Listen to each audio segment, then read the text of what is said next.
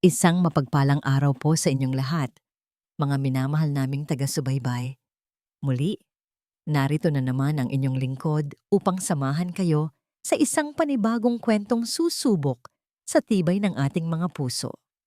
Sabi nila, ang tahanan ay nabubuo sa pundasyon ng pagmamahal at tiwala. Ngunit paano kung ang mismong tahanan na buong puso mong itinayo ay siya rin palang magiging puntod ng lahat ng iyong mga pangarap? Halina't pakinggan natin ang kwento ni Sinag at ang sampal na gigising sa kanya sa isang masakit na katotohanan. Malapit na po tayo, ma'am, sabi ng taxi driver at isang matamis na ngiti ang sumilay sa mga labi ni Sinag tala. Hindi niya mapigilan ang pananabik na bumabalot sa kanyang buong pagkatao. Pagkatapos ng 2 linggong business trip sa Cebu, sa wakas ay makakauwi na rin siya. Mahigpit niyang hinawakan ang mga paper bag na naglalaman ng kanyang pasalubong, isang mamahaling relos para sa kanyang asawang si Leo at isang designer bag para sa biyenan niyang si Imelda. Nai-imagine na niya ang magiging reaksyon ni Leo. Tiyak na yayakapin siya nito ng mahigpit. Hahalikan siya sa noo at sasabihin siya na ang pinakamagaling na asawa sa buong mundo. Si Mama Imelda naman, kahit madalas ay mataray, tiyak naliliwanag ang muka sa oras na makita ang bagong-bago at orihinal na handbag na matagal na nitong tinitingnan sa mall. Ito ang buhay na pinangarap ni Sinag. Isang mapagmahal na asawa, isang biyenan na kahit may katigasan ay alam niyang mahalaga sa kanyang asawa, at isang tahanan, ang kanilang Villa Amihan, na simbolo ng lahat ng kanyang pinaghirapan. Ang 60 million peso mansyon na yon ay hindi lang basta bahay. Iyon ang kanyang santuwaryo, ang pangarap na binuo niya, hindi lang para sa sarili, kundi para sa pamilyang minamahal niya. Dito na po, ma'am, anunsyo ng driver nang lumiko sila sa pamilyar na kanto ng kanilang subdivision. Ngunit habang papalapit ang taxi sa kanilang lote, unti-unting naglaho ang nangiti sa mga labi ni Sinag. Napalitan iyon ng pagkunot ng noo. Mayroong mali. Isang malaking-malaking pagkakamali. Imbes na ang marangyang puting villa na may malawak na hardin ang kanyang makita, isang bakanting lote na may mga nagkalat na debris at natumang mga halaman ang sumalubong sa kanya. Sa gitna ng lote, isang malaking-malaking sign ang nakatayo. Simpleng ngunit parang punyal na sumaksak sa kanyang puso. Sold! Sandali, Manong, baka nagkamali po kayo ng daan. Nanginginig na sabi ni Sinag, kahit alam na alam niyang imposible iyon. Kabisado niya ang bawat sulok ng lugar na ito. Ma'am, sigurado po ako. Dito po ang address na binigay niyo. Sagot ng driver na napansin na rin ang pagkagulat sa mukha ng kanyang pasahero. Bumaba si Sinag mula sa taxi, nanginginig ang mga tuhod. Binitawan niya ang mga paper bag sa tabi ng kalsada. Ang relos, ang bag, wala na itong lahat na halaga. Tinakbo niya ang gate na nakabukas ng bahagya at pumasok sa loob. Wala na. Ang Villa Amihan ay wala na. Ang hardin kung saan nila itinanim ni Leo ang kanilang mga paboritong bulaklak ay isang putikan na lamang. Ang lugar kung saan dapat nakatayo ang kanilang sala, ang kanilang kwarto, ang kanilang kusina. Lahat ay asamya. Lahat ay isang malawak na kawalan, isang matinding takot at pagkalito ang gumapang sa kanyang dibdib. Nananaginip ba siya? Isa ba itong masamang biro? Inilabas niya ang kanyang telepono at tinawagan si Leo, ngunit hindi ito sumasagot. Sunod niyang tinawagan si Imelda at ganoon din. Isang kapitbahay na naglalakad ng aso ang napahinto at tiningnan siya ng may awa. Sinag, ikaw ba yan, Hija? Kailan ka pa bumalik? Tita Lorna, anong nangyari? Nasaan ang bahay ko? Halos paos na tanong ni Sinag. Nag-aalangang sumagot ang matanda. Halos 1 linggo na rin mula nang simulan nilang gibain. Ang alam ko, naibenta na raw ninyo? Nagulat nga kami. Lilipat na raw kayo sa mas malaki. Parang binuhusan ng nagyayalong tubig si Sinag. Naibenta? Paanong mangyayari iyon? Siya ang bumili ng lupang ito gamit ang sarili niyang pera bago pa man sila ikasal ni Leo. Nakapangalan sa kanya ang titulo. Alam niya kung saan hahanapin ang kanyang mag-ama. May inuupahan silang maliit na apartment malapit sa lumang bahay ni Leo na ginagamit ni Imelda tuwing gusto nitong mapag-isa. Hindi na siya nag-abalang kunin ang mga pasalubong. Sumakay siyang muli sa taxi.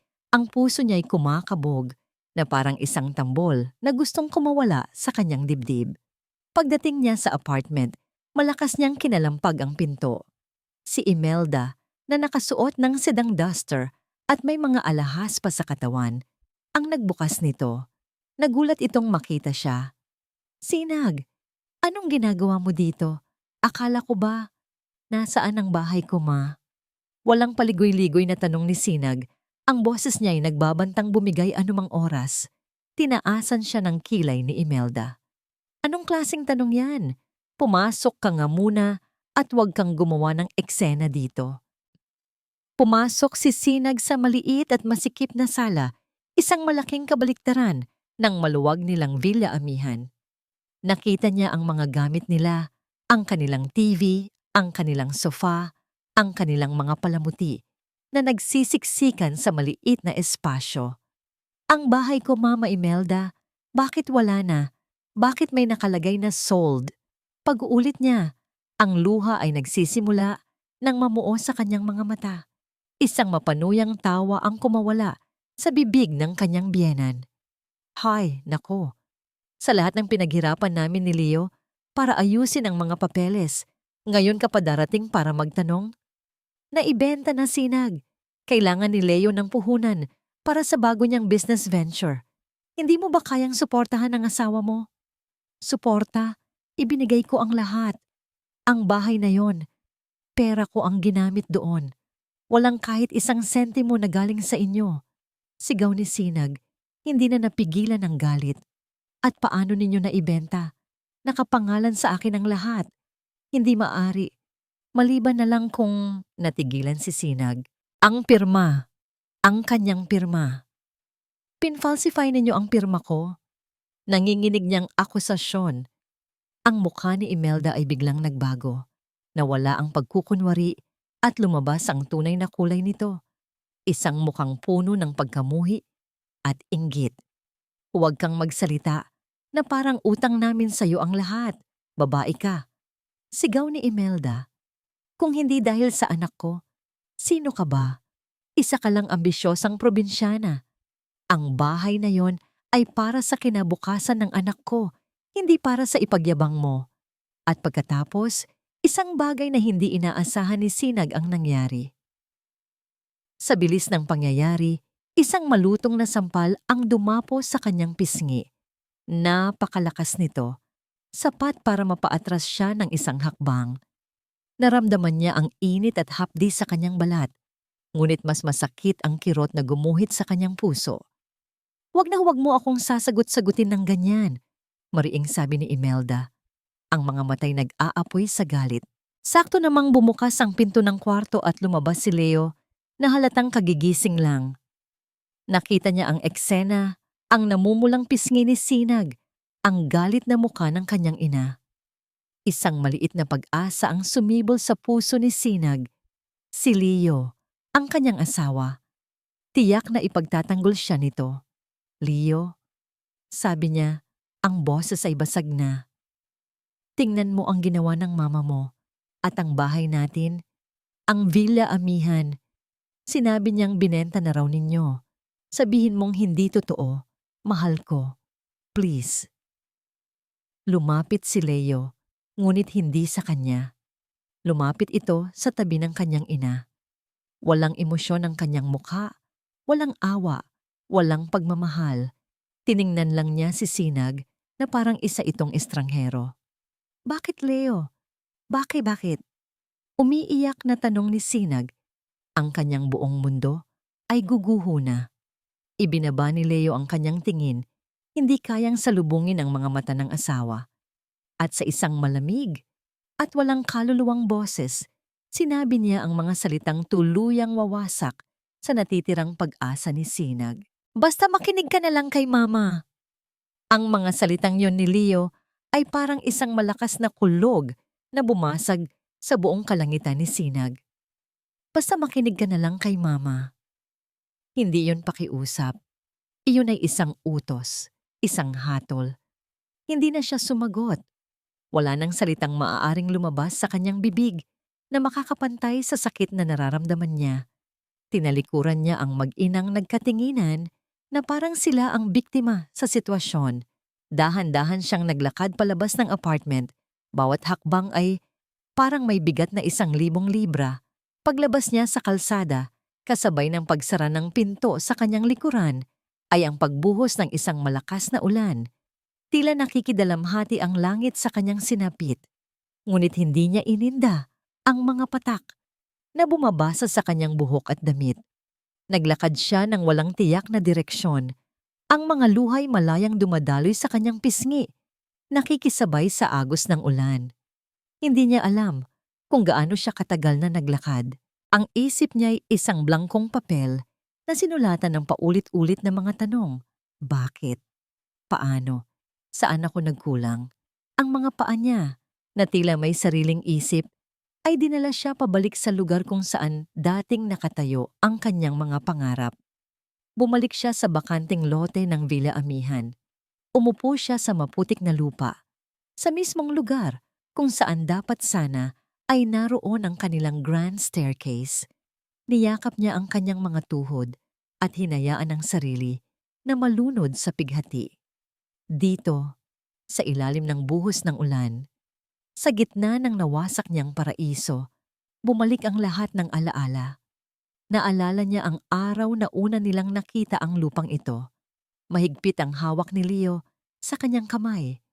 Ang mga mata nito'y nagniningning. Dito, mahal ko. Bulong nito sa kanya. Dito natin itatayo ang pangarap natin, ang magiging tahanan ng mga anak natin. Naalala niya ang panahong abala sila sa construction. Siya mismo ang pumili ng bawat tile, ng bawat kulay ng pintura, ng bawat muebles. At si Leo, laging nakasunod, laging nakangiti. Kahit anong gusto mo, Sinag ko, basta masaya ka, masaya na rin ako. Ikaw ang reyna ng tahanang ito, reyna. Isang reyna na ngayon ay walang kaharian. Isang reyna na pinagtaksila ng sarili niyang hari. Isang mapait na ngiti ang gumuhit sa kanyang mga labi. Ang sakit ay napakalalim, napakatindi, na halos hindi na niya ito maramdaman. Manhid, iyon ang salitang nararapat. Nang magsimulang magdilim at medyo tumila ang ulan, alam niyang hindi siya maaaring manatili roon, magdamag. Gamit ang natitirang lakas, tumayo siya. Ang kanyang mamahaling damit ay puno na ng putik, ang kanyang buhok ay magulo, at ang kanyang mukha ay isang larawan ng kawalan ng pag-asa. Nag-check-in siya sa pinakamalapit na hotel, ang impersonal na anyo ng kwarto, ang puting kumot, ang blangkong pader, ay lalong nagpadama sa kanya ng kalungkutan at pag-iisa. Tumingin siya sa salamin at isang estranghera ang tumingin pabalik. Isang babaeng basang-basa, wasak at talunan. Kinuha niya ang kanyang cellphone mula sa basang bag. Naisip niyang muling tawagan si Leo, marahil para magmakaawa, marahil para sumumpa. Pero nang buksan niya ang gallery ng telepono, ang bumungad sa kanya ay ang kanilang mga litrato. Ang kanilang kasal, ang kanilang mga bakasyon, ang kanilang mga ngiti. Lahat ay isang malaking kasinungalingan. Sa isang iglap, ang pighati ay napalitan ng nag-aalab na galit. Isang sigaw na puno ng sakit at pagkasuklam ang kumawala mula sa kanyang lalamunan. Sa buong lakas, ibinato niya ang cellphone sa pader. Isang malakas na lagabog ang umalingaw-ngaw sa tahimik na kwarto. Ang screen ng telepono ay nagkadurog-durog, tulad ng kanyang puso, tulad ng kanyang mga pangarap. Napaupo siya sa sahig, humihingal, habang ang mga piraso ng basag na screen ay kumikinang sa ilalim ng ilaw. Doon, sa gitna ng kanyang pagkawasak, humagulgol siya, nang humagulgol hanggang sa wala ng luhang lumabas. Nang maubos na ang kanyang lakas, Gumapang siya patungo sa kanyang bag upang hanapin ang kanyang wallet. Kailangan niyang ayusin ang kanyang sarili. Kailangan niyang mag-isip. Habang kinakalkal niya ang laman nito, isang maliit at lukot na piraso ng karton ang nahulog sa sahig. Pinulot niya ito. Isa yung business card. Medyo luma na at may tupi sa gitna. Ibinigay ito sa kanya ng isang katrabaho noon matapos niyang ikwento ang tungkol sa pagiging mahigpit ng kanyang biyenan. Itago mo lang, sabi ng kaibigan niya. Just in case. Hindi niya inakalang darating ang just in case na yon. Tinitigan niya ang mga salitang nakasulat sa card. Silang Law Firm Justice is our language. At sa ilalim nito, isang pangalan na tila may kakaibang bigat. Attorney Diwa Silang Diwa. Kamalayan. Silang. Pagsilang. Parang isang mensahe mula sa tadhana. Sa loob ng maraming oras, ito ang unang pagkakataon na naisang emosyon maliban sa sakit at galit ang kanyang naramdaman. Isang maliit, nanginginig na sinag ng pag-asa. Kinuha niya ang telepono ng hotel. Ang kanyang mga daliri ay nanginginig. Habang pinipindot niya ang mga numerong nasa card, bawat tunog ng pagring ay isang dagundong sa kanyang dibdib. Sa ikatlong ring, isang boses ang sumagot, kalmado, profesional, at malinaw. Silang Law Firm, how may I help you? Kinabukasan, suot ang damit na pinahiram sa kanya ng hotel, humarap si Sinag sa isang mataas na gusali sa puso ng Makati. Ang Silang Law Firm ay nakaukit sa makintab na ginto sa ibabaw ng malaking pinto na gawa sa salamin. Huminga siya ng malalim bago pumasok. Ang loob ng opisina ay elegante, ngunit malamig.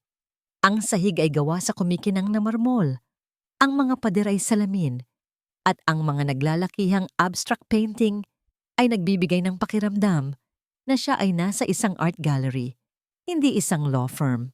Ang lamig ng aircon ay tila tumatagos hanggang sa kanyang mga buto at pakiramdam niya ay napakaliit at napakaordinaryo sa lugar na yon. Good morning! I have an appointment with Attorney Diwa Silang. Sabi niya sa receptionist na may perpektong nangiti. One moment, ma'am. Ilang sandali lang, isang babaeng naka-blazer ang lumapit sa kanya. Mrs. Alcaraz, this way please. Iginiya siya nito sa isang pasilyo patungo sa isang pinto na may pangalang Attorney Diwa Silang Managing Partner. Pagbukas ng pinto, isang babae na nasa mga 30 anyos ang nakaupo sa likod ng isang malaking mahogany desk. Nakasuot ito ng isang kulay abo na business suit na bumagay sa kanyang seryosong aura. Matangos ang kanyang ilong, manipis ang mga labi, at ang kanyang mga mata na nakatitig sa mga dokumento sa harap niya ay matalim at matalino. Nang maramdaman niya ang kanilang pagdating, dahan-dahan nitong itinaas ang kanyang tingin. Walang bakas ng anumang emosyon sa kanyang mukha. Mrs. Sinagtala Alcaraz? Tanong niya. Ang boses ay kalmado at kontrolado. Yes, attorney. Halos pabulong na sagot ni Sinag. Have a seat. You may leave us, sabi nito sa kanyang assistant. Nang makalabas na ang assistant, ikinumpas ni Attorney Silang ang kanyang kamay patungo sa upuan sa harap ng kanyang lamesa. Please, tell me everything. Umupo si Sinag. Ang mga kamay ay nanginginig sa ibabaw ng kanyang kandungan. Sa ilalim ng matalim na tingin ng abogada, pakiramdam niya'y hinuhusgahan na siya. Nagsimula siyang magkwento. Ang boses niya'y basag sa simula. Ngunit unti-unting lumakas habang ang sakit at galit ay muling bumabalik. Ikinuwento niya ang lahat. Ang kanyang pagtatrabaho sa ibang bansa para makaipon, ang pagbili niya sa Villa Amihan, ang pagmamahal niya kay Leo, ang pagtitiis niya sa ugali ng kanyang biyenan, at ang malagim na pagbabalik niya. Sa buong pagkukwento niya, si Attorney Diwa Silang ay nakikinig lamang. Hindi ito tumatango, hindi ito umiiling. Ang tanging ginagawa nito ay ang pagtitig sa kanya, na para bang sinusuri nito ang bawat salita, bawat emosyon na kanyang ipinapakita. So you're telling me, sabi ni Diwa matapos magkwento si Sinag, na ang titulo ng lupa at bahay ay nakapangalan sa'yo at wala kang pinipirmahang anumang dokumento na nagbibigay pahintulot sa iyong asawa na ibenta ito? Wala po, attorney, sigurado po ako. Mabilis na sagot ni Sinag. May pinapirmahan siya sa aking mga papeles bago ako umalis. Sabi niya ay para daw sa business registration niya. Pero abala ako sa pag-iimpake at dahil sa tiwala ko, hindi ko na binasa ng maigi. Tumango si Diwa. Sa wakas ay nagpakita ng kaunting reaksyon. Special power of attorney. Iyon marahil ang ipinirmahan ninyo. Isang dokumento na nagbibigay kapangyarihan sa kanya na kumilos sa ngalan mo. Pero, hindi ko po alam. Nilinlang po nila ako. Sabi ni Sinag, ang mga luha ay muling nagbabadya. Ang panlilinlang ay kailangan nating patunayan sa korte. Malamig na tugon ng abogada. Kailangan natin ng matibay na ebidensya. Anong buong pangalan ng biyanan mo? Imelda? Imelda Montemayor Alcaraz po.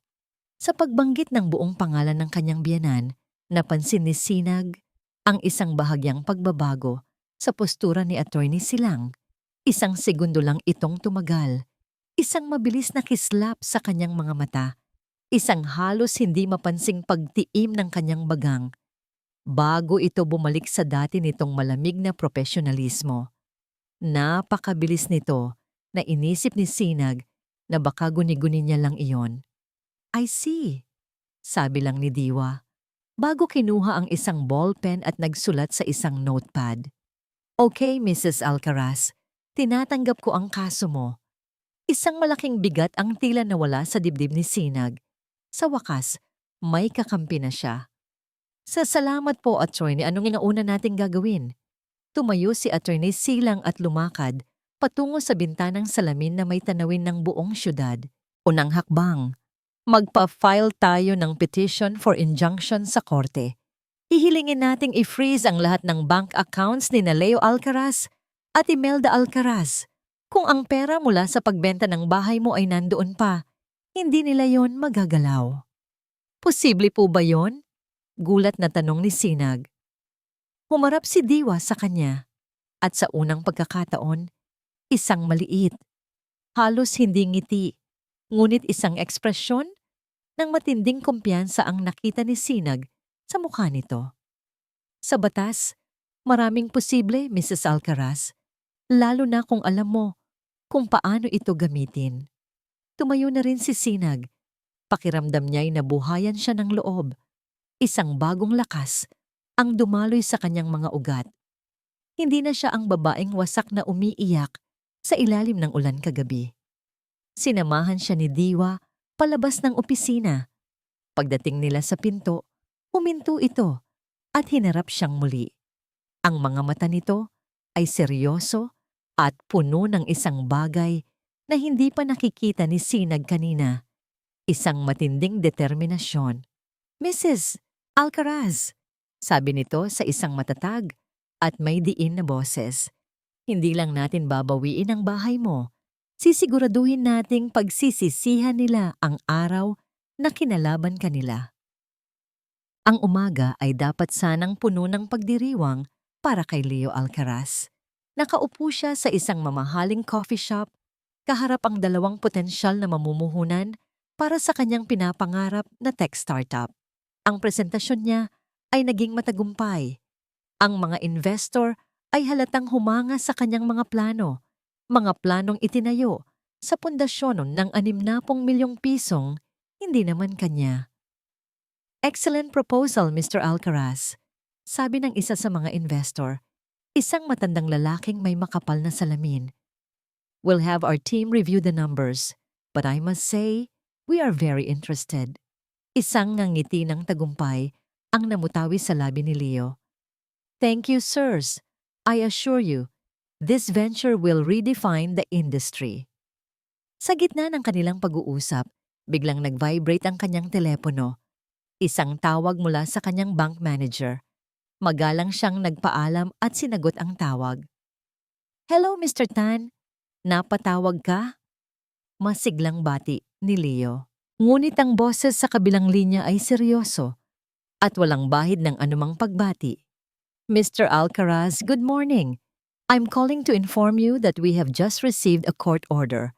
A temporary restraining order has been placed on all your accounts, as well as the accounts under the name of Mrs. Imelda Alcaraz. They are frozen, effective immediately." Parang isang bomba ang sumabog sa tainga ni Leo.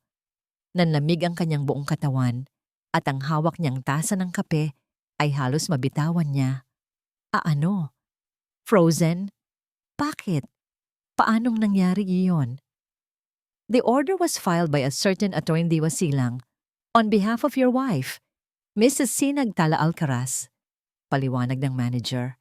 Sinag. Ang pangalan ay parang kidlat na tumama sa kanya. Hindi niya inakala na gagawa ito ng hakbang. Hindi niya inakalang lalaban ito. Sa isip niya, si Sinag ay iiyak lang, magmamakaawa, at sa huli, tatanggapin na lang ang lahat. I have to go." Paos na sabi ni Leo sa mga investor. Hindi na nag-abalang magpaliwanag. Mabilis siyang tumayo at nagmamadaling umalis sa coffee shop. Ang puso niya'y dumadagundong sa takot at gulat. Pagdating niya sa apartment, naabutan niya ang kanyang inang si Imelda na galit na pinupunit ang isang sobrang may logo ng korte. Ang mukha nito ay namumula sa puot.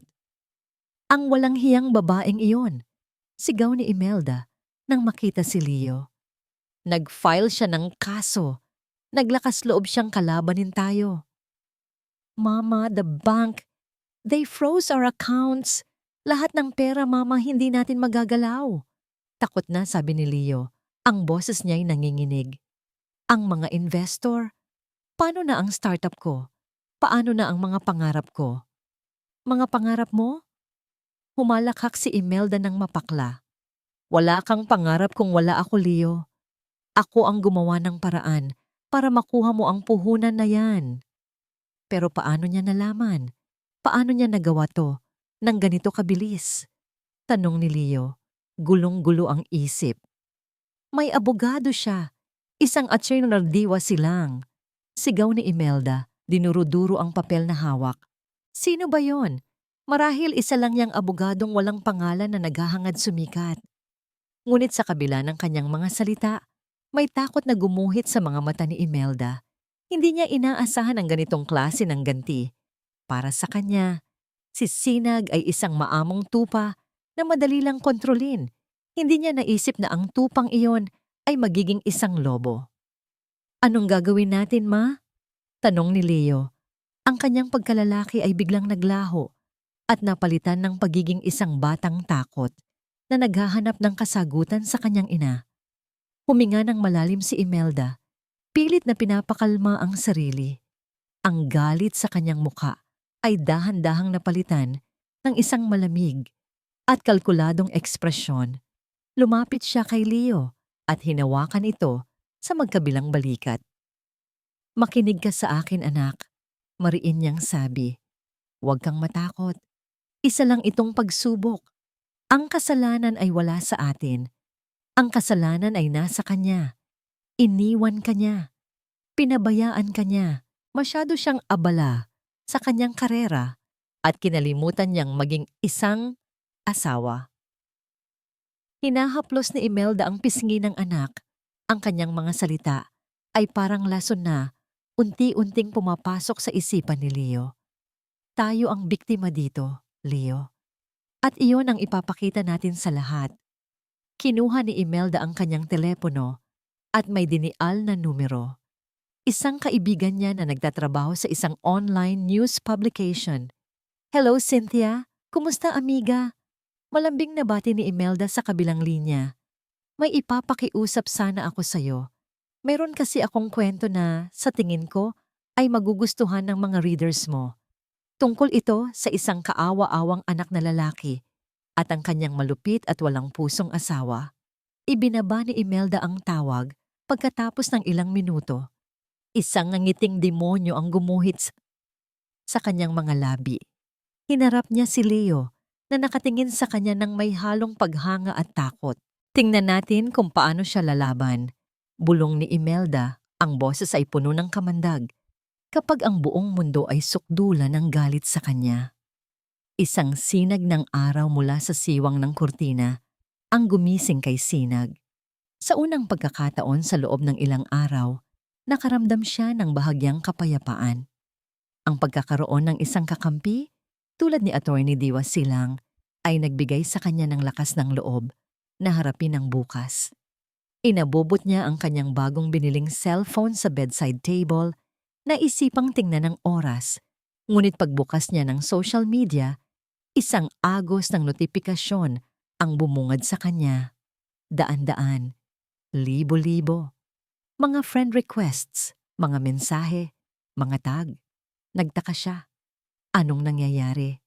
At pagkatapos, nakita niya ito. Isang trending na artikulo mula sa isang kilalang gossip blog.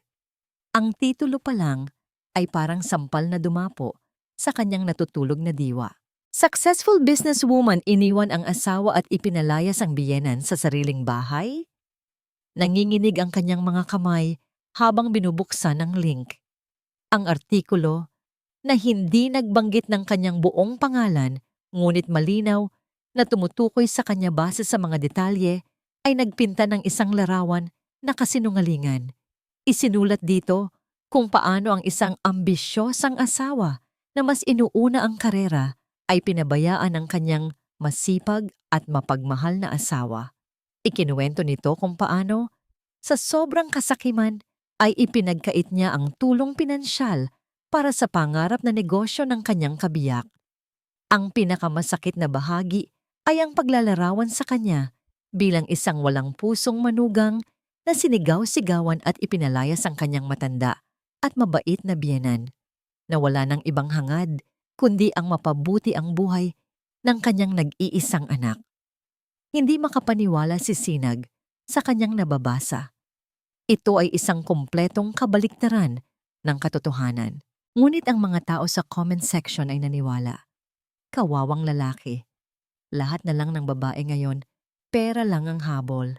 Grabe naman yung asawa. Sariling biyenan itataboy, walang kaluluwa. Sana makarma ang mga ganyang klaseng asawa. Hashtag Justice for Leo and Mama Imelda. Ang hashtag. May hashtag pa sila. Sunod-sunod na pumasok ang mga mensahe sa kanyang inbox. Mga mensahe mula sa mga taong hindi niya kilala, puno ng pagmumura, pagbabanta, at paghuhusga. Tinawag siyang manggagamit, ahas, demonyo. Maging ang ilang malalayong kamag-anak at dating kaibigan ay nag-message, tinatanong kung totoo ba ang balita. Pakiramdam ni Sinag ay nasusuka siya. Ang kanyang pribadong buhay, ang kanyang sakit, ay ginawang isang pampublikong sirko para pagpiestahan ng lahat. Ito pala ang plano nila.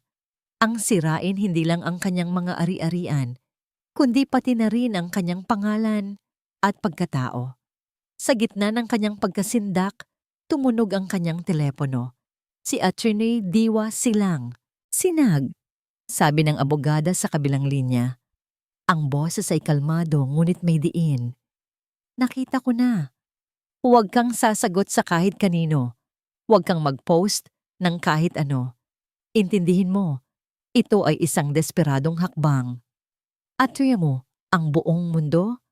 Galit sa akin, sabi ni Sinag. Ang boses ay nanginginig. Hindi nila alam ang totoo. At iyon ang gusto nilang mangyari. Tugon ni Diwa. Gusto nilang sirain ang kredibilidad mo. Gusto nilang palabasin na ikaw ang masama para kapag umabot tayo sa korte, ang simpatya ng publiko ay nasa kanila. Ito ay isang maruming laro at kailangan nating maging mas matalino. Paano? Paano tayo lalaban dito? Sa ebidensya. Matatag na sagot ni Diwa. Habang abala sila sa pagkakalat ng kasinungalingan, tayo ay abala sa paghahanap ng katotohanan. Huwag mong pansinin ang ingay, Sinag. Mag-focus ka sa laban. I have my private investigator working on the special power of attorney. Kailangan nating malaman kung sino ang notaryo publikong nagnotaryo niyan at kung meron bang mga testigo. Pinilit ni Sinag na pakalmahin ang sarili. Tama si Diwa. Ang mga salita sa social media ay hangin lamang. Ang mahalaga ay ang katotohanan na lalabas sa korte. Pinatay niya ang kanyang telepono, pilit na isinasantabi ang mga masasakit na komento. Makalipas ang ilang oras, muling tumawag si Diwa. Ngunit sa pagkakataong ito, may kakaibang tono sa boses ng abogada. Isang tono ng pananabik at intriga. Sinag, may balita na ang investigator ko. Sabi ni Diwa. Nakuha niya ang kopya ng CCTV footage mula sa opisina ng notaryo publiko sa araw na di umano'y pinirmahan mo ang dokumento. At, nakita po ba kung sino? Kinakabahang tanong ni Sinag. Isang sandaling katahimikan ang namayani sa linya bago sumagot si Diwa. Hindi ikaw ang nasa video, Sinag. Isang babae ang pumirma sa pangalan mo. Di huminga ng malalim ang abogada bago idinugtong ang mga salitang magpapabago sa takbo ng lahat. Attorney Ray, sabi nito na tila inuulit ang sinabi ng kanyang investigador. May nahanap po akong kakaiba sa CCTV footage ng notaryo publiko. Mukhang kilala ko ang babaeng pumirma bilang si Sinag Tala. Hindi na nag-aksaya ng panahon si Sinag. Ang mga salita ni Attorney Silang ay umalingaw-ngaw sa kanyang isipan na parang isang misteryosong musika. Mukhang kilala ko ang babae. Mabilis siyang nagbihis at halos liparin ang daan pabalik sa opisina ng Silang Law Firm. Wala nang pag-aalinlangan sa kanyang mga hakbang. Ang takot ay napalitan ng isang mapanganib na kuryosidad. Pagdating niya, hindi na siya pinaghintay pa. Sinalubong siya agad ng assistant ni Diwa at dinala sa isang conference room. Nakaupo na roon si Attorney Silang sa harap ng isang laptop na nakabukas. Ang kanyang mukha ay seryoso, mas seryoso pa kaysa dati. Sinag, come, sabi nito. Itinuturo ang upuan sa tabi niya. I want you to see this. Ikinasa ni Diwa ang isang video file. Ito ay isang kuha mula sa CCTV, medyo malabo at itim at puti. Ipinakikita nito ang loob ng isang maliit na opisina. May petsa at oras sa sulok ng screen. Ito ang araw bago siya umalis papuntang Cebu. Sa video, nakita ni Sinag ang isang babaeng nakatalikod na kausap ang isang lalaking nakaupo sa lamesa, ang notaryo publiko. Pagkatapos ay umupo ang babae at nagsimulang pumirma sa isang dokumento. Nang iangat ng babae ang kanyang ulo para tumingin ng bahagya sa kamera, napasinghap si Sinag. Hindi niya personal na kilala ang babae, ngunit ang mukha nito ay pamilyar.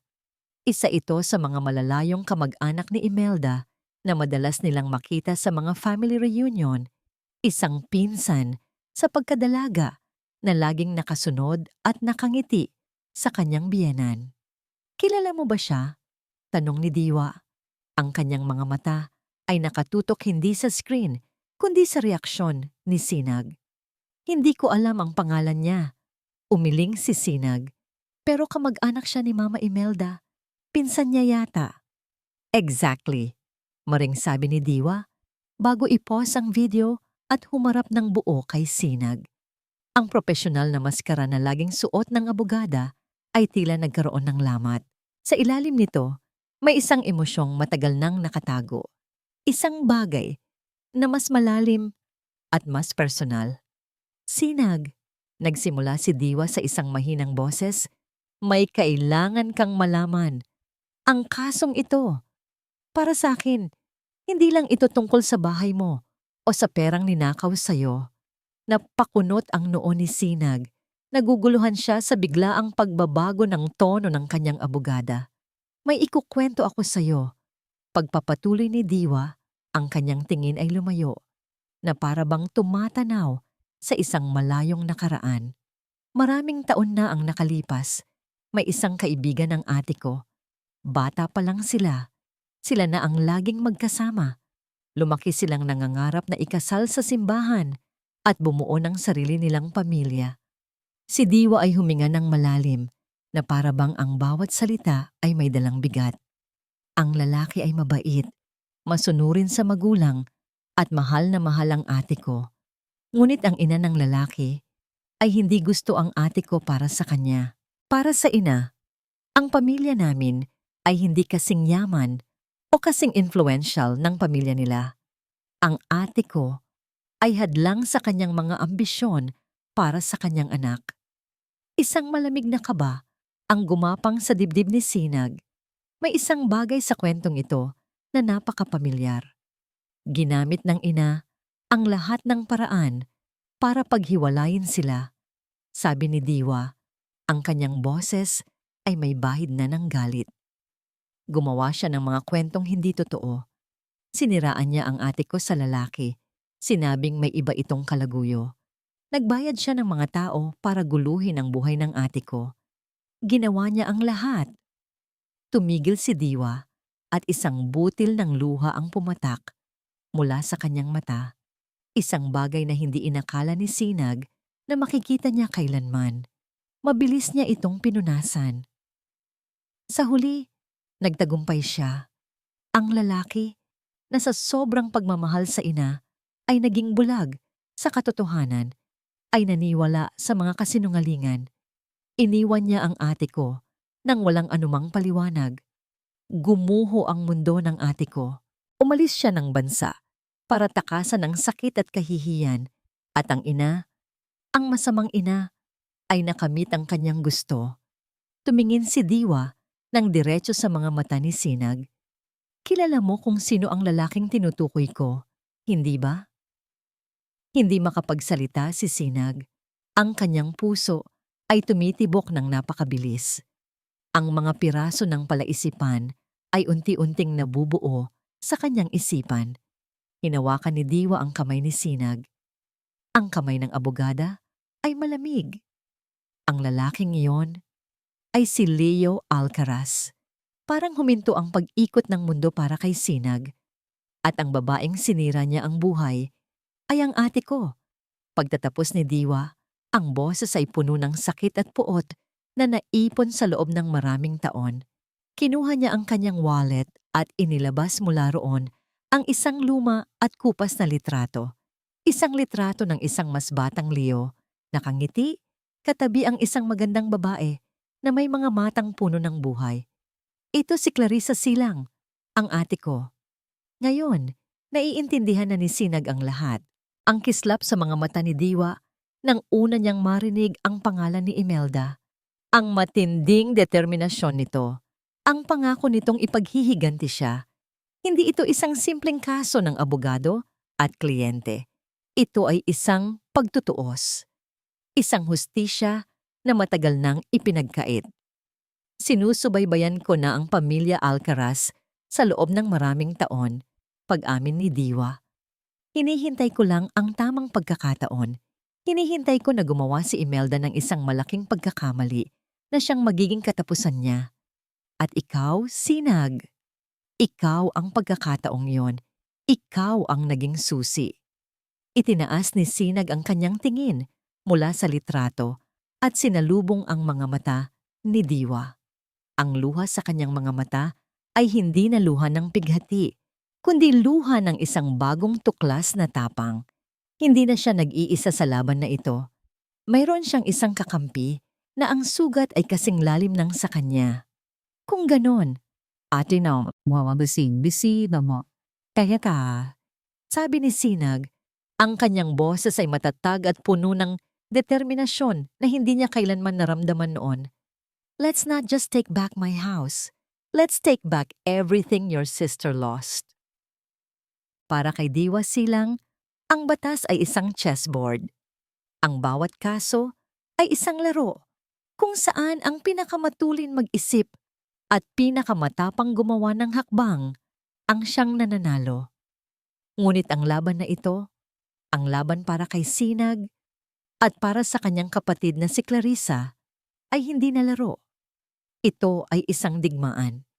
Ang alyansa nila ni Sinag ay nagbigay sa kanya ng panibagong lakas. Hindi na lamang ito kliyente at abogado.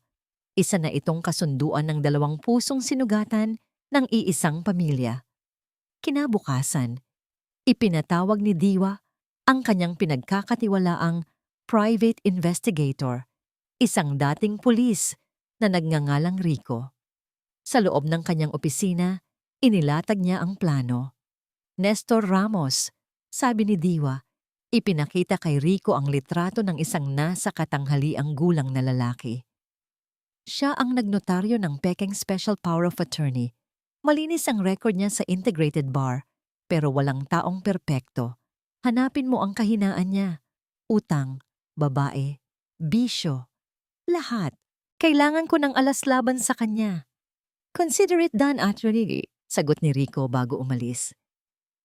Habang nagtatrabaho si Rico, si Diwa at Sinag naman ay magkasamang sinuri ang lahat ng dokumento na may kaugnayan sa Villa Amihan. Bawat resibo, bawat kontrata, bawat email. Sa proseso, lalong tumibay ang kanilang samahan. Nakita ni Sinag kay Diwa ang isang matapang na ate at nakita naman ni Diwa kay Sinag ang kaluluwa ng kanyang kapatid na minsan nang nawasak. Makalipas ang 2 araw, bumalik si Rico. May dala itong isang manipis na brown envelope. Attorney Ramos is a heavy gambler, sabi ni Rico habang inilalapag ang mga litrato sa lamesa ni Diwa. Ang mga litrato ay kuha sa isang madilim na kwarto. Nagpapakita kay Nestor Ramos na pawis habang tumataya sa isang ilegal na pasugalan. Baon siya sa utang sa mga loan shark at ang malaking bahagi ng utang niya ay nabayaran 3 araw matapos niyang inotaryo ang dokumento ni Mrs. Alcaraz. Isang malamig na ngiti ang sumilay sa labi ni Diwa. Ito na ang alas na hinihintay niya. Kinahaponan, sa isang tahimik na sulok ng isang hindi sikat na coffee shop, naghihintay si Diwa. Dumating si Atty. Nestor Ramos, halatang kinakabahan at litong-lito kung bakit siya gustong makausap ng isang kilalang abogada. Attorney Silang, bati nito, pinagpapawisan ng noo kahit malamig ang lugar. Ano po ang maipaglilingkod ko sa inyo? Straight to the point, Attorney Ramos, sabi ni Diwa. Ang boses ay kalmado ngunit may bigat. Inilapag niya ang brown envelope sa lamesa at itinulak ito palapit sa kanya. Baka gusto mong tingnan yan. Nanginginig ang mga kamay na binuksan ni Ramos ang envelope. Ang kanyang mukha ay unti-unting namutla habang nakikita ang mga litrato niya sa pasugalan. Kasunod ang mga kopya ng kanyang mga financial records na nagpapakita ng kanyang malaking utang. Ano to? Halos pabulong niyang tanong. Iyan ang motibo. Simpleng sagot ni Diwa. Pagkatapos ay inilabas niya ang isa pang dokumento. Isang kopya ng pekeng SPA. At ito naman ang krimen. Hindi ko alam ang sinasabi mo. Pagkakailan ni Ramos, ngunit ang takot sa kanyang mga mata ay hindi maitatago. Talaga ba? Tanong ni Diwa, bahagyang inilapit ang kanyang muka. Alam mo, ang falsification of a public document ay isang seryosong krimen. Ang parusa ay prisyon koreksyonal o pagkabilanggo ng 6 na buwan hanggang 6 na taon. At syempre, ang agarang pagkadisbar sa'yo. Sayang naman ang pinaghirapan mo, di ba? Napasandal si Ramos sa kanyang upuan, hirap ng huminga. Wasak na ang kanyang depensa. 2 lang ang pagpipilian mo, Attorney Ramos. Pagpapatuloy ni Diwa. Maaari kang manahimik at sisiguraduhin kong ikaw, kasama ni Imelda Alcaraz, ay mabubulok sa kulungan o maaari mo kaming tulungan. Itinuro ni Diwa ang recorder ng kanyang telepono na kanina pa pala nakarecord. Maaari kang gumawa ng isang sinumpaang salaysay. Ikumpisal mo ang lahat. Sabihin mo kung paano ka binayaran ni Imelda Alcaraz. At kung gagawin mo yon, sisiguraduhin kong hihilingin ng kampo namin sa korte na gawin kang state witness at bigyan ka ng mas magaan na parusa. Napahagulol si Ramos na parang isang bata. Patawarin niyo ako. Kailangan ko lang ng pera. Tinakot niya ako. Sino ang tinakot ka? Mabilis na tanong ni Diwa.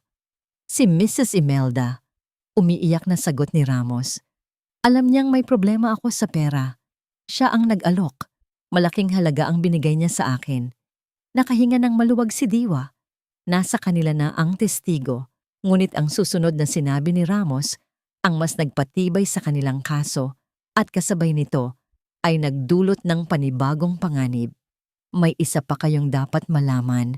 Nanginginig na, sabi ni Ramos. Tila ba nag-aalinlangan kung dapat ba niyang sabihin. May video si Mrs. Imelda ng buong transaksyon para daw sigurado siyang kontrolado niya ako habang buhay. Habang si Diwa at Sinag ay unti-unting nakakabuo ng isang matibay na kaso, si Leo Alcaraz naman ay unti-unting nilalamon ng kanyang sariling impyerno. Ang balita tungkol sa pag-freeze ng kanilang mga bank account ay mabilis na kumalat sa mundo ng negosyo. Ang mga investor na dati humahanga sa kanya ay bigla na lang hindi matawagan. Ang mga kaibigan na kasama niya sa pagpaplano ng kanyang startup ay biglang naglaho na parang bula.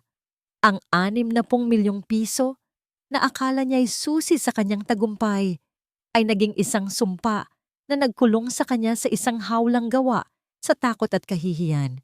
Gabi-gabi, alak ang kanyang naging karamay. Sa bawat lagok, sinusubukan niyang takasan ang imahe ng mukha ni Sinag, ang mukha ng babaeng minsan niyang minahal, ang babaeng walang awa niyang sinaktan. Isang gabi, sa sobrang kalasingan at desperasyon, dinampot niya ang kanyang telepono at tinawagan si Sinag. "Hello?" Sagot ng isang boses na dati musika sa kanyang pandinig, ngunit ngayoy puno ng lamig. "Sa Sinag, ako to, si Leo." Nanginginig niyang sabi, ang dilay nabubulol sa alak. Alam ko, walang emosyong tugon ni Sinag. "Anong kailangan mo?" "Sinag, please, itigil mo na to." Pagmamakaawa niya.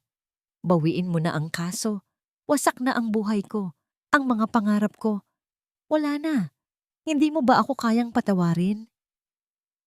Sa kabilang linya isang mapait na tawa ang narinig niya. "Pagpapatawad, Leo? Ang hinihingi mo ba ay kapatawaran o gusto mo lang makuha ulit ang pera? Ang bahay na ako ang naghirap? Ang kinabukasan na ako ang nagplano?" "Hindi. Hindi sa ganoon. Mahal pa rin kita, Sinag. Huwag mong gamitin ang salitang yan, Leo." Matigas na sabi ni Sinag. "Hindi mo alam ang kahulugan niyan. Kung minahal mo ako, hindi mo sana nagawa to. Hindi mo sana piniling maging tuta ng nanay mo." Tuta ng nanay mo. Ang mga salitang yon ay tumusok sa puso ni Leo dahil alam niyang totoo iyon. "Goodbye, Leo," sabi ni Sinag bago putulin ang tawag. Ibinato ni Leo ang kanyang telepono sa pader. "Argh!" sigaw niya sa kawalan. Sakto namang pumasok si Imelda sa kanyang kwarto. Dala ang isang baso ng tubig. Ang mukha nito ay puno ng pag-aalala. Ngunit sa likod nito ay may bahid ng pagkadismaya. "Ano na naman yan, Leo? Naririnig ko ang sigaw mo mula sa sala," sabi nito. "Kinausap mo na naman ba ang babaeng yon?" "Mama, ayaw niyang makinig. Matigas siya. Galit na galit siya sa atin."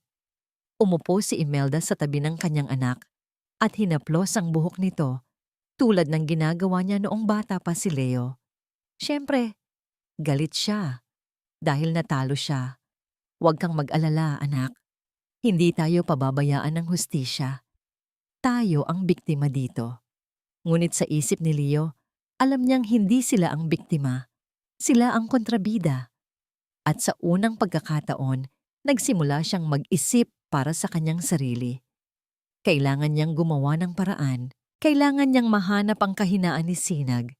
At doon, isang ideya ang pumasok sa kanyang isipan. Isang ideya na idinikta ng kanyang ina.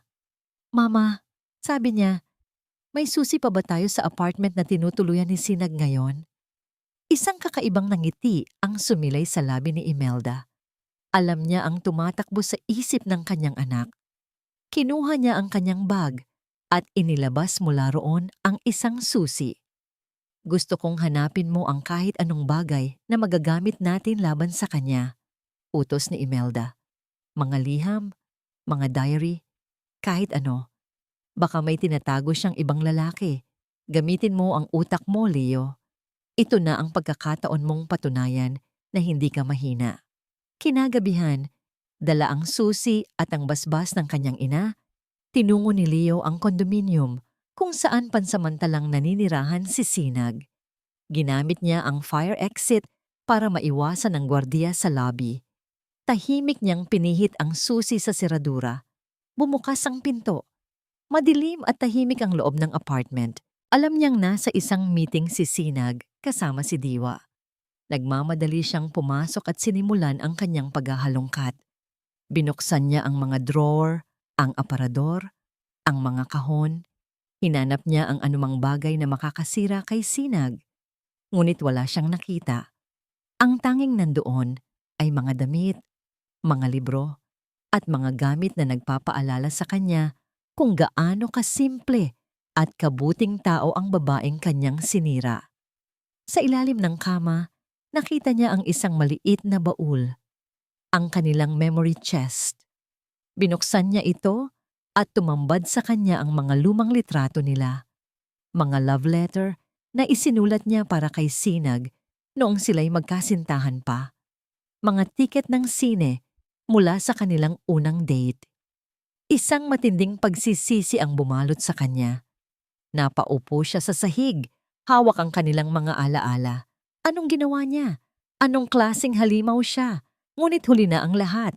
Wala siyang nahanap na magagamit laban kay Sinag. Bigong-bigo, tumayo siya para umalis. Habang papalabas siya ng pinto, hindi niya namalayan na sa itaas ng pasilyo, isang maliit na pulang ilaw mula sa isang dome-shaped na camera. Sa kisame, ang kumikindat, tahimik na nagre-rehistro sa kanyang bawat galaw. Kinabukasan, habang nag-aalmusal si Sinag, isang email ang dumating mula kay Attorney Diwa. Ang subject, isang regalo mula sa iyong asawa. Nang buksan niya ang kalakip na video file, nanlaki ang kanyang mga mata. Malinaw na malinaw sa video ang pagpasok at paglabas ni Leo sa kanyang apartment kagabi. Maya-maya'y tumawag si Diwa. Mukhang nagbigay sa atin ng isa pang kaso ang asawa mo. Sabi ni Diwa sa kabilang linya, ang boses ay may halong pangaasar at tagumpay. Trespassing and attempted theft.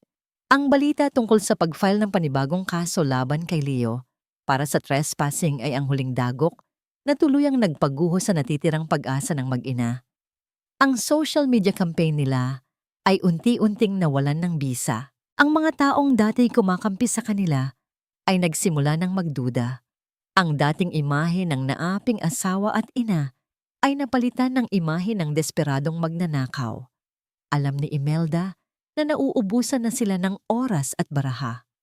Ang petsa ng huling pagdinig ay papalapit na. Sa puntong ito, hindi na pera o bahay ang kanyang ipinaglalaban, kundi ang kanyang sariling kalayaan. Sa desperasyon, naisip niya ang kanyang huling alas. Isang alas na matagal na niyang ginagamit para makuha ang lahat ng gusto niya, ang pag-arte at emosyonal na manipulasyon. Kinabukasan, inabangan niya si Sinag sa parking lot ng gusali, kung saan naroon ang opisina ni Diwa. Nang makita niyang bumaba si Sinag mula sa kanyang sasakyan, mabilis siyang lumapit. Sinag, Hija, tawag niya. Ang kanyang boses ay puno ng panginginig at pagsusumamo. Napahinto si Sinag at humarap. Ang mukha ay walang emosyon. Ang dating takot at respeto niya sa babaeng ito ay matagal nang nawala. Napalitan ng isang malamig na pagkamuhi. Anong kailangan niyo, Tita Imelda? Formal niyang tanong. Ang pagtawag niyang tita imbes na mama ay isang maliit na patunay na tapos na ang lahat sa kanila. Walang anumang babala. Biglang lumuhod si Imelda sa sementadong sahig ng parking lot. Ang kanyang mamahaling bestida ay dumumi at ang kanyang mga alahas ay kumalansing. Nagulat ang ilang taong dumaraan. Patawarin mo ako, Sinag. Patawarin mo kami ng anak ko. Humagulgol si Imelda. Ang mga luha ay malayang dumadaloy sa kanyang mga pisngi. Ito ay isang pag-arte na karapat-dapat bigyan ng tropeo.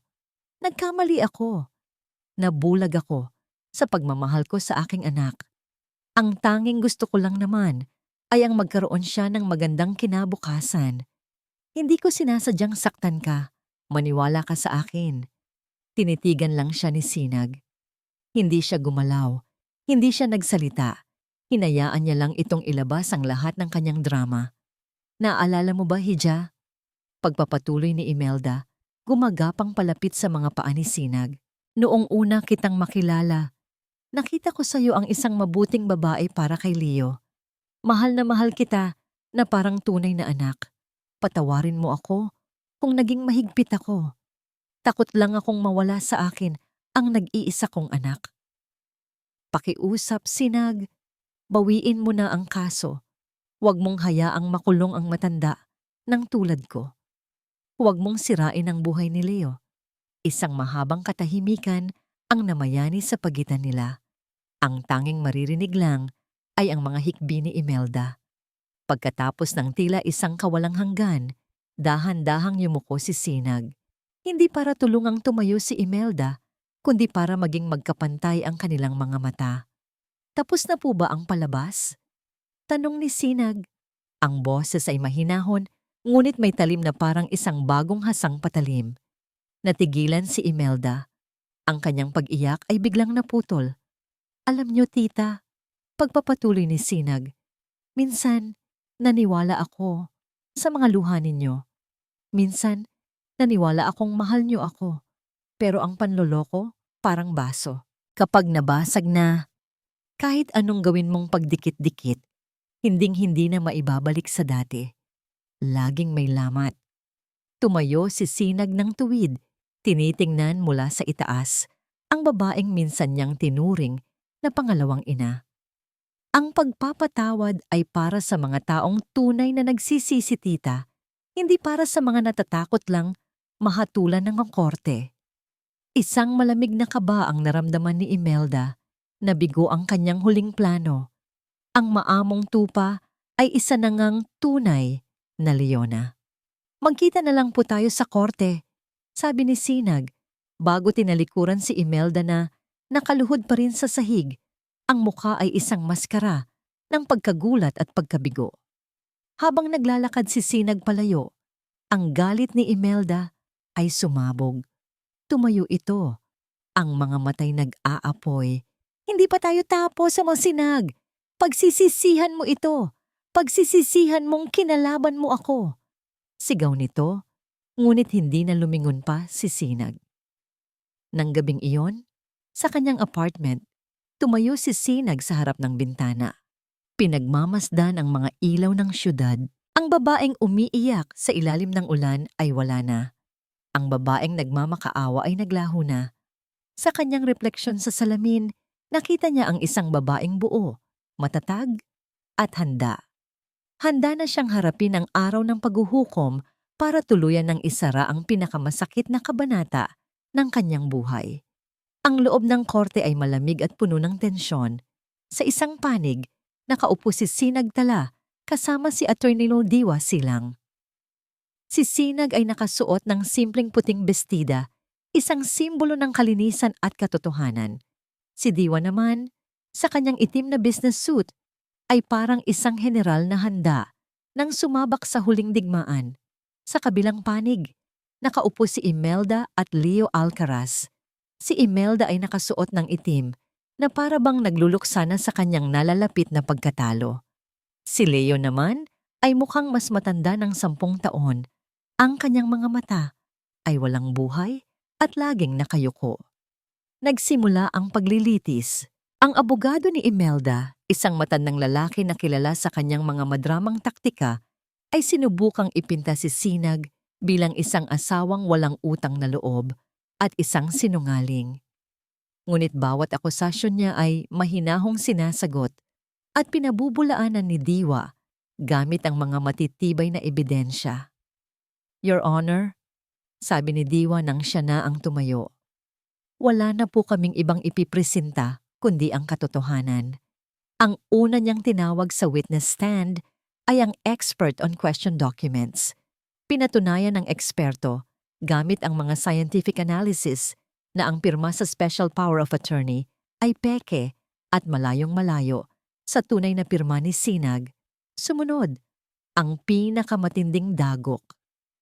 The prosecution calls Attorney Nestor Ramos to the stand. Anunsyo ni Diwa. Namutla si Imelda. Napatingin siya ng masama kay Ramos habang ito'y naglalakad patungo sa unahan, nanginginig at umiiwas sa kanyang tingin. Sa ilalim ng panunumpa, ikinuwento ni Ramos ang lahat. Ang kanyang pagkabaon sa utang, ang alok ni Imelda, ang malaking perang ibinayad sa kanya, at ang pagpirma ng kamag-anak ni Imelda sa pangalan ni Sinag. Objection, Your Honor. Hearsay!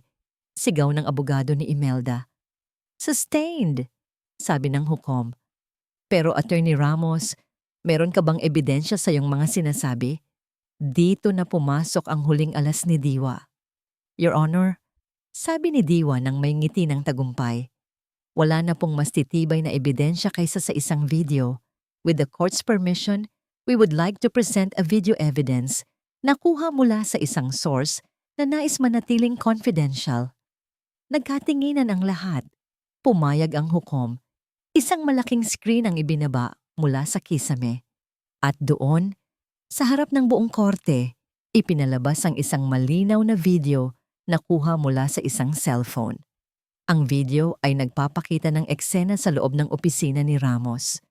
Malinaw na nakikita si Imelda na nag-aabot ng isang makapal na sobre ng pera kay Ramos.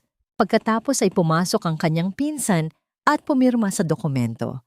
At ang pinakamatindi sa lahat, ang boses ni Imelda na nagre-record ng video. Sige, pirmahan mo na, para may kopya ako. Maririnig ang boses ni Imelda sa video. Yan, para sigurado tayong lahat ay susunod. Walang iwanan. Ang video na ginawa ni Imelda para i-blackmail si Ramos ang siya mismong naging ebidensya na nagdiin sa kanya. Isang nakabibinging katahimikan ang bumalot sa courtroom. Ang abogado ni Imelda ay napaupo, wala nang masabi. Si Leo ay napahawak sa kanyang ulo, hindi makapaniwala. At si Imelda, ang kanyang kalmadong pagkukunwari ay nabasag na. Ang kanyang mukha ay nag-ibiya. Naging isang maskara ng purong galit at pagkasuklam. Hindi! Sigaw niya. Biglang tumayo at dinuro si Sinag. Kasalanan mo to. Ahas ka. Manggagamit. Inagaw mo ang anak ko. Inagaw mo ang dapat sanay sa amin.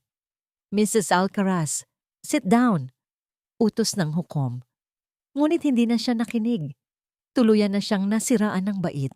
Dapat lang sa'yo yan. Wala kang kwentang asawa.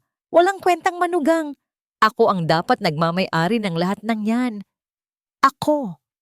Sa kanyang pagsisigaw, inamin na niya ang lahat. Ang kanyang motibo, ang kanyang inggit, ang kanyang kasalanan. Order in the court! Malakas na sigaw ng hukom, kasabay ng pagpukpok ng kanyang gavel. The court finds Mrs. Imelda Montemayor Alcaraz guilty beyond reasonable doubt of the crimes of falsification of public documents and estafa. Inanunsyo ng hukom ang hatol.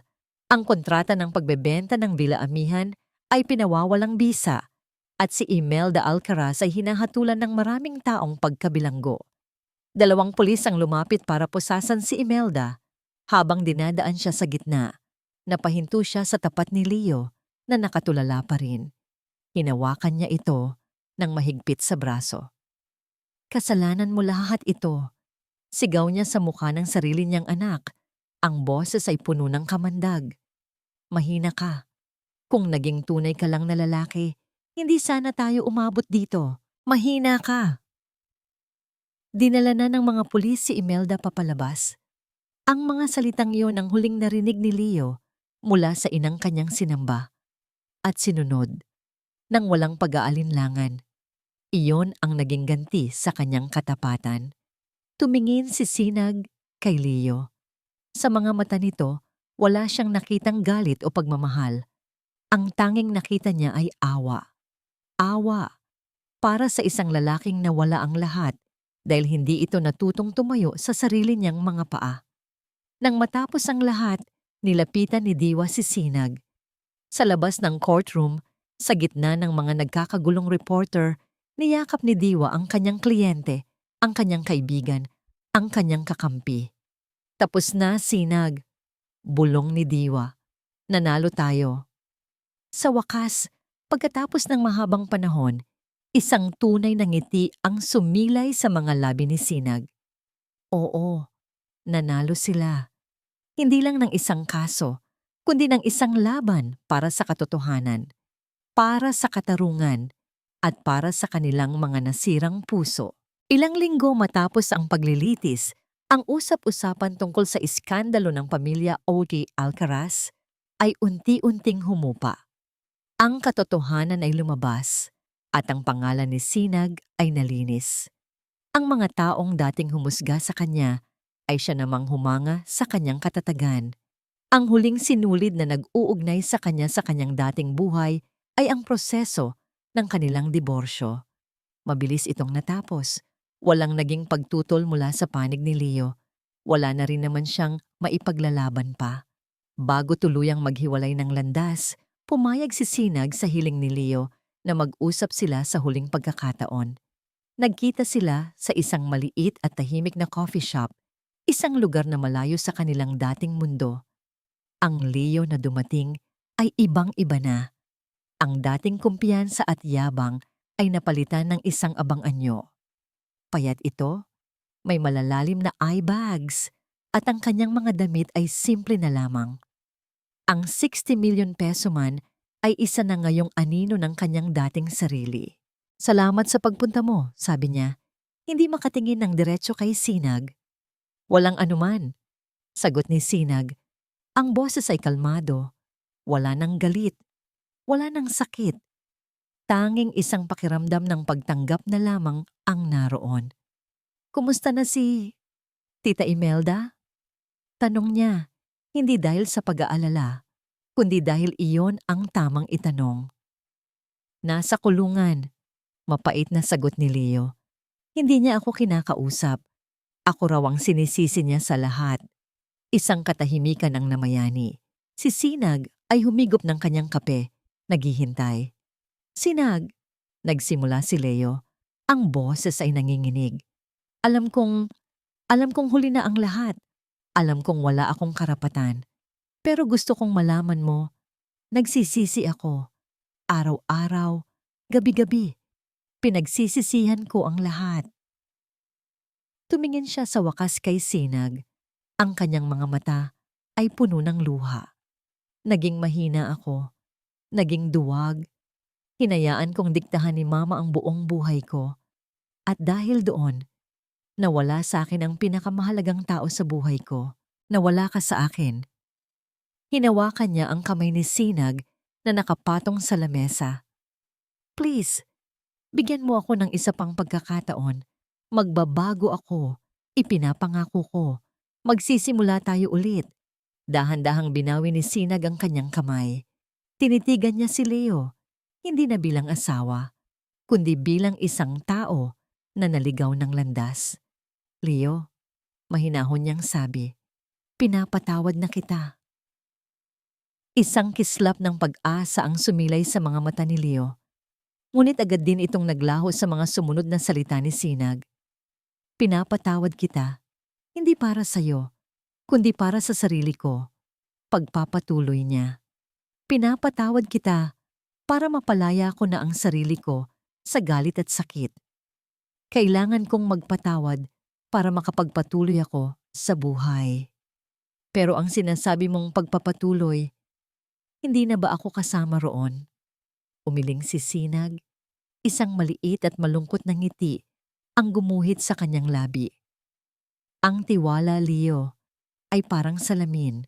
Kapag nabasag, maaari mong subukang buuin ulit. Pero lagi mo pa ring makikita ang mga lamat. At ako, pagod na akong tumingin sa mga lamat. Tumayo na si Sinag. Inilabas niya ang kanyang wallet at naglagay ng pera sa lamesa, sapat para sa kanilang dalawa. Isang huling gawaing nagpapakita na kaya na niyang tumayo sa sarili niyang mga paa. Sana, matuto ka ring magpatawad sa sarili mo, Leo, sabi niya. At sana, sa susunod, matuto ka ng magmahal nang hindi isinasantabi ang sarili mong pagkatao. Paalam. At sa mga salitang iyon, tinalikuran na niya si Leo. Naglakad siya papalabas ng coffee shop, hindi lumingon kahit isang beses. Sa bawat hakbang, nararamdaman niya ang paggaan ng kanyang dibdib na para bang isang mabigat na kadena na matagal nang nakakabit sa kanya ay tuluyan nang naputol. Paglabas niya, sinalubong siya ng sikat ng araw. Huminga siya ng malalim, nilalasap ang hangin ng kalayaan. Ang nakaraan ay tapos na. Isang bagong umaga ang naghihintay. At sa unang pagkakataon, sa loob ng napakatagal na panahon, ngumiti si Sinag. Isang ngiti na tunay, walang halong sakit, at puno ng pag-asa. Makalipas ang 6 na buwan, ang malamig na simoy ng hangin mula sa dagat ay humahalik sa pisngi ni Sinag habang pinagmamasdan niya ang papalubog na araw. Ang kulay kahel na kalangitan ay isang perpektong tanawin mula sa bintana ng kanyang maliit na coffee shop. Kapihan Sinag. Iyan ang ipinangalan niya sa kanyang munting pangarap.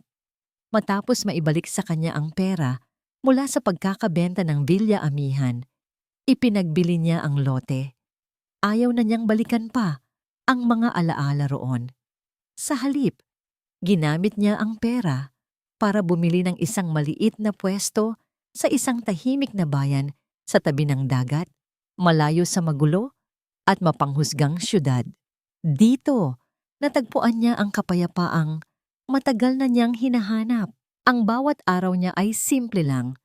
Paggising sa umaga sa tunog ng mga alon, pagtimpla ng masarap na kape para sa kanyang mga suki, at pagtatapos ng araw sa panunood ng paglubog ng araw.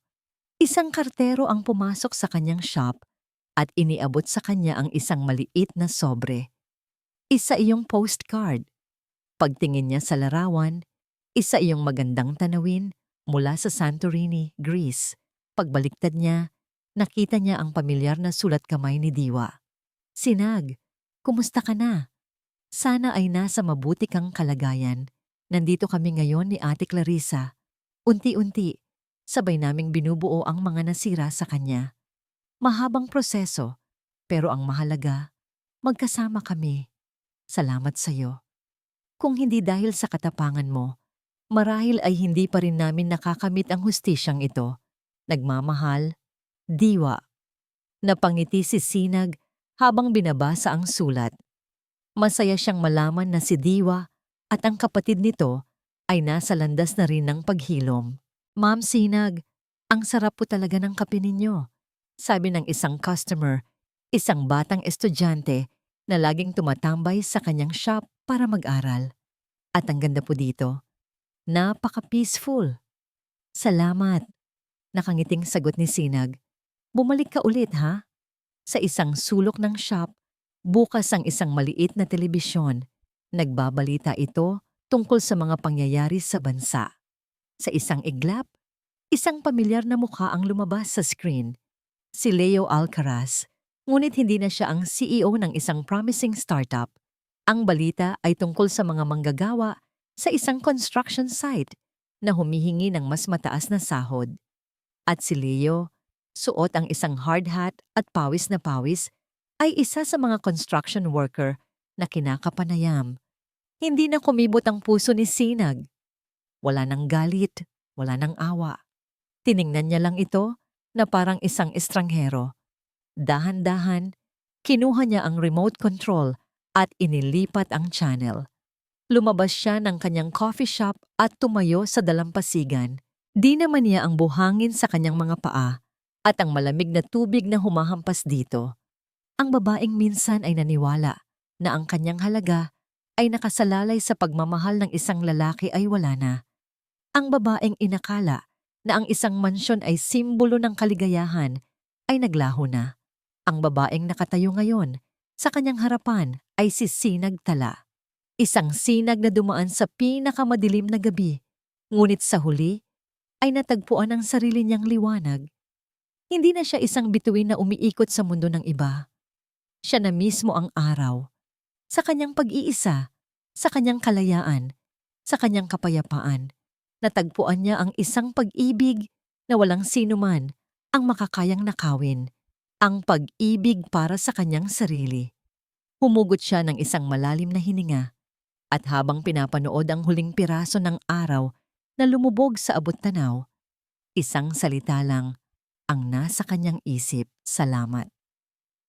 At dito po nagtatapos ang kwento ni Sinag, isang kwento ng pagtitiis, pagbangon, at paghahanap ng tunay na kaligayahan. Ang aral ng kwento ay malinaw. Ang tunay na lakas ay hindi nasusukat sa yaman o sa pag-ibig na natatanggap natin mula sa iba, kundi sa kakayahan nating tumayo at buuin muli ang ating mga sarili matapos ang pinakamalakas na bagyo. Ang kapatawaran ay isang regalong ibinibigay natin sa ating sarili upang makalaya tayo sa tanikalang nakaraan. Maraming salamat po sa inyong walang sawang pagsubaybay at pakikinig. Sana po ay may napulot kayong aral at inspirasyon sa kwento ni Sinag. Kung meron po kayong mga kwento na nais ninyong marinig sa susunod, huwag po kayong mag-atubiling mag-iwan ng komento sa ibaba. Ang inyong mga mungkahi ay napakahalaga po sa amin. Hindi dito nagtatapos ang ating paglalakbay. Marami pa pong kwentong kasing ganda at mas puno ng aral dito sa aming channel. Kung nagustuhan nyo ang kwentong ito, i-like, i-share sa pamilya at mga kaibigan, at mag-subscribe na rin para lagi kayong updated sa mga susunod pa naming kwento. I-click niyo ang notification bell para kayo ang unang makarinig kapag may bago kaming upload. Pagpalain po kayo ng Panginoon, kayo at ang inyong buong pamilya. Hanggang sa muli.